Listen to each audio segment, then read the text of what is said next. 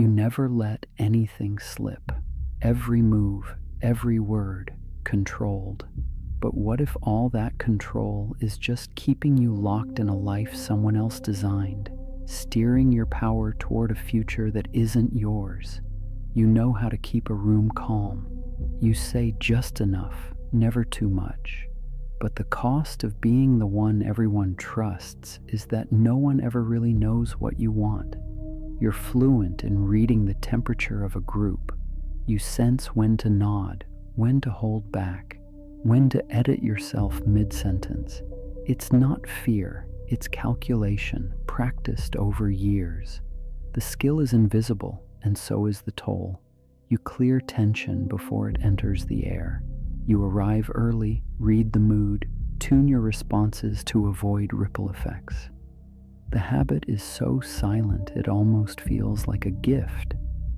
If you stay with this video until the end, you'll see the exact moment you started erasing yourself to keep the peace, and why this pattern keeps rewriting your identity no matter how competent you become. There's always a pause just before you speak where you realize you're the only one in the room who hasn't said what they actually think. It's late. You're standing at a corporate dinner, glass in hand, surrounded by colleagues under the soft thrum of background music. The conversation drifts toward a decision that's going to shape your team's next quarter. Someone asks for input. Eyes flicker to you, not for your conviction, but for your talent at making everyone comfortable. You watch the group, feel the subtle edges of conflict in the air.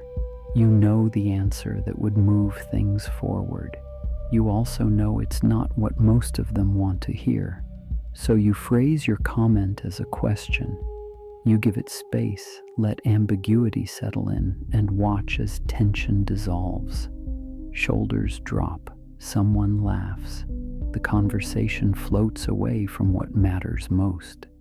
Later, as the laughter swells and plates are cleared, you realize you haven't given a real opinion all night. You run through the moment you swallowed your answer, feeling the echo of a sentence you never let live. Each day, you calibrate. You back a plan you don't believe in because it's easier than disrupting the mood.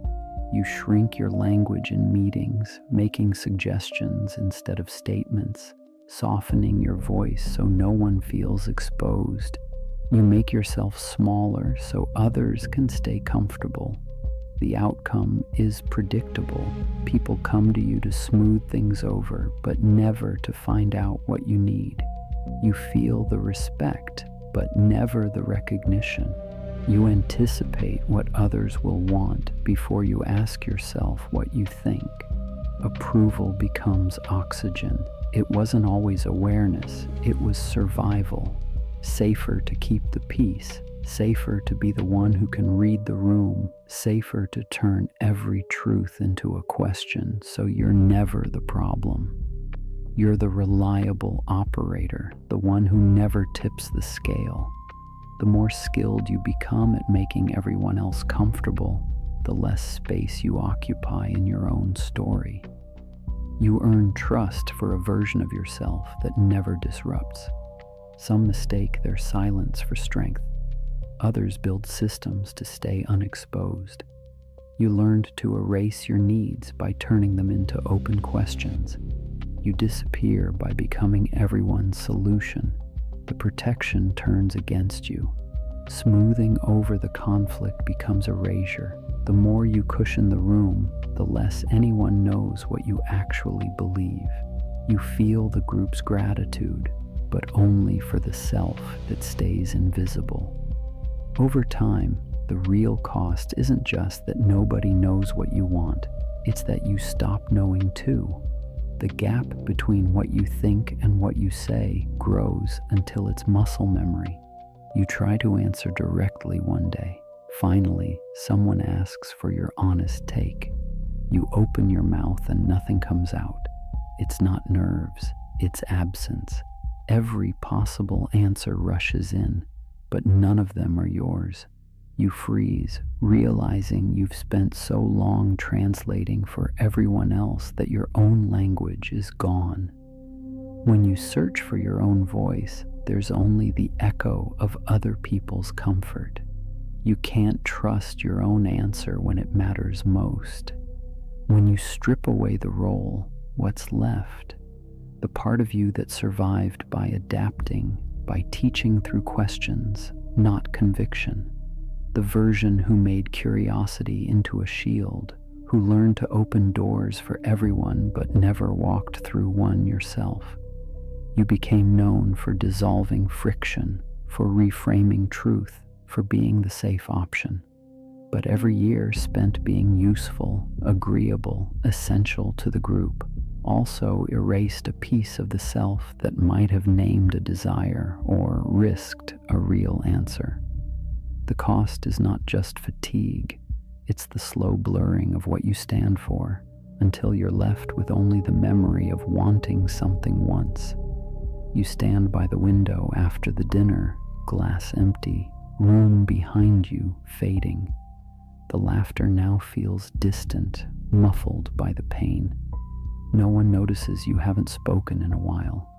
The quiet presses against you, a silence thick with everything you never said. Most people move through years of rooms and conversations without ever seeing the pattern.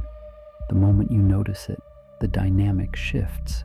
What once felt automatic is now exposed, no longer able to run entirely in the dark. Recognition is a quiet form of resistance. You are no longer fully at the mercy of the script that kept you agreeable, essential, and unseen. The silence after the laughter, the press of the glass in your hand, these are no longer just background. Next time you feel the urge to phrase your truth as a question, pause and ask, what answer am I protecting by staying silent? The pattern is visible now. There is a next step after noticing. It is already in the description of this video. Your pattern has a name. The free archetype PDF at the link in the description of this video through InnerCodex.app maps exactly which of 144 archetypes runs this cycle in you and where it starts working against you. There is a 24-hour experiment inside. Your move. It will show you where you first learned that a question is safer than a truth, and what it's cost you to never let your own sentence live.